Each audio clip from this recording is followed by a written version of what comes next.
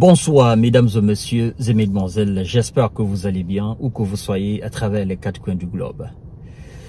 Je profite de ce moment de répit pour vous faire une émission très intéressante, même si je suis pas encore parfaitement arrivé chez moi. Nous sommes dans la République populaire de Donetsk et tout précisément dans le bastion de Tchassifiar, où la Russie mène une offensive inarrêtable. Et c'est une nouvelle localité qui vient d'être conquise par les forces armées de M. Vladimir Poutine. La localité s'appelle Orivkovo-Vassilivka. Orivkovo-Vassilivka se situe à quelques microns, n'est-ce pas, de la ville de Tchassifiar. Mesdames et messieurs et mesdemoiselles, avant de poursuivre le visionnage de l'émission, n'oubliez pas de cliquer sur le bouton partage et partager la vidéo dans tous les groupes possibles et activer la cloche de notification pour ne plus rater nos émissions. Vous savez que vos différentes actions sur notre chaîne YouTube contribuent au développement de la même chaîne parce que cette chaîne vous appartient à vous.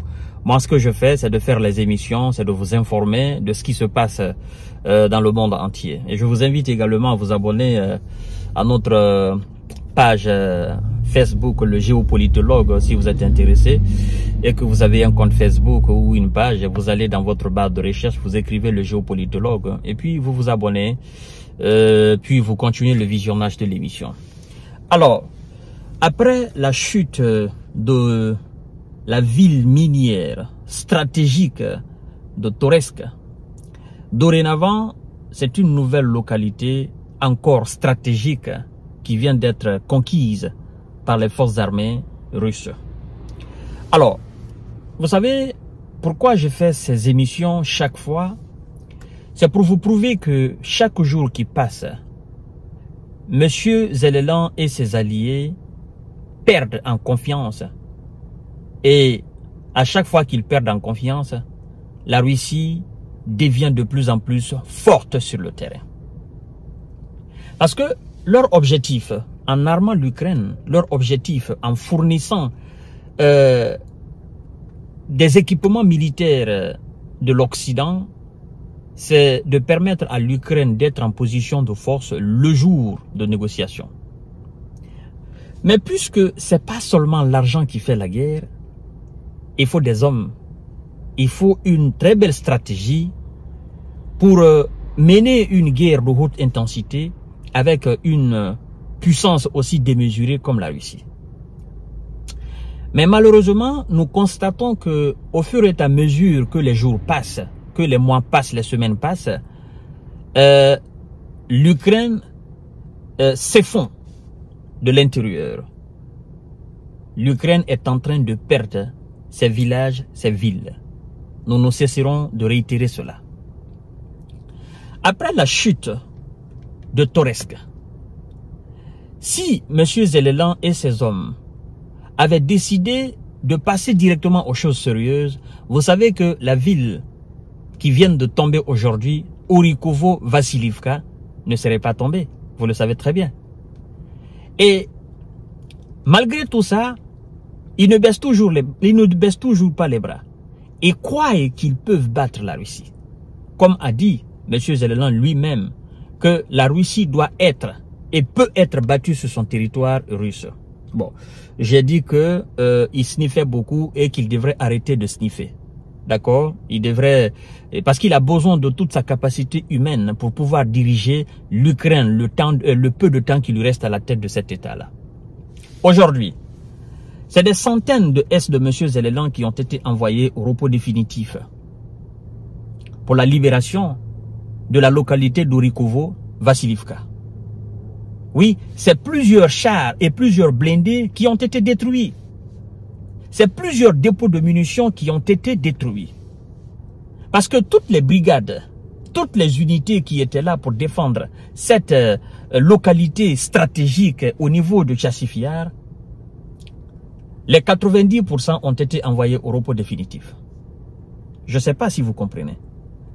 Il y a deux options. pas plus, pour que une localité tombe des mains des Russes ou que les Ukrainiens libèrent une localité déjà conquise des mains des Russes. La première option, c'est la Russie mène des offensives inarrêtables en envoyant au repos définitif les forces de M. Zelensky et les mercenaires qui sont censés défendre les localités. Elle les envoie au repos définitif à 90% ou 95%. Les 5% fuient. C'est la première option. La deuxième option est que les hommes de M. Zelensky, constatant sur le terrain que cette localité n'est pas d'une importance capitale militairement, on laisse ici. On envoie les troupes vers une autre localité qui nous sert et qui est hautement stratégique pour nous. Nous allons essayer de la défendre farouchement comme ils ont fait pour Toretsk. Ce sont les deux options. Et les deux options aujourd'hui sont du côté russe. Oui, la première option et la deuxième option, la Russie les exploite. Et la Russie, elle est toujours victorieuse. Bon, je ne peux même pas imaginer l'une des options du côté ukrainien pour dire que l'Ukraine a libéré des localités déjà conquises par l'armée russe depuis maintenant depuis 2023. 2023-2024, aujourd'hui nous sommes en 2025 et là c'est la Russie qui est toujours tout le temps à l'offensive. Monsieur Emmanuel Macron, vous savez, les avions que vous avez envoyés, c'est du foutage de gueule.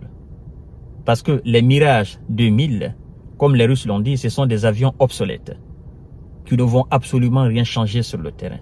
Mais puisque vous voulez des coups de communication, vous voulez médiatiser ces choses-là pour dire nous aussi nous avons envoyé des avions parce que les Hollandais ont envoyé des avions, des F-16, les Danois ont envoyé des F-16. Vous aussi vous voulez dire que vous avez envoyé des avions, c'est pourquoi vous les envoyez. Vous envoyez les Mirage 2000. Pourquoi vous n'envoyez pas les Rafales? Parce que ces avions vous les utilisez encore. Mais puisque l'Ukraine est devenue la pourriture, il faut envoyer la pourriture à l'Ukraine. Et puis dire maintenant au monde entier, nous avons aidé l'Ukraine suffisamment. Non, c'est pas avec la pourriture qu'on peut battre la Russie sur le terrain. Parce que elle amène les armes modernes sur le terrain et même les armes anciennes qu'elle avait, l'ère soviétique, elle les a modernisées. Je prends un exemple palpable avec les bombes planantes. Les bombes planantes, comme vous voyez les films de la Deuxième Guerre mondiale, c'est des bombes, quand on lâche, c'est des bombes qui descendent en chute libre. Mais aujourd'hui, la Russie a modernisé cela. Elle a mis des équipements sur ces bombes-là qui fait que les bombes, on peut les guider avec ces équipements. C'est-à-dire quand vous les voyez, maintenant, ces bombes ont des ailes. Donc, la Russie adapte sa technologie militaire avec ce qui se présente sur le terrain. Mais de votre côté, vous ne le faites pas. Vous envoyez des objets, des équipements obsolètes à l'Ukraine pour attendre quel résultat? Un résultat médiocre. Un résultat obsolète. C'est ça. Mesdames et messieurs et mesdemoiselles, j'entre à la maison tout à l'heure et il y a beaucoup d'autres informations. Nous allons les décortiquer, s'il plaît à Dieu. Voilà ce qui se passe pour le moment. Cette localité, elle est libérée. Ça fait une localité libérée de plus. Et c'est une humiliation pour l'Occident en général. Je vous reviens tout à l'heure. Partagez la vidéo dans tous les groupes possibles. Merci.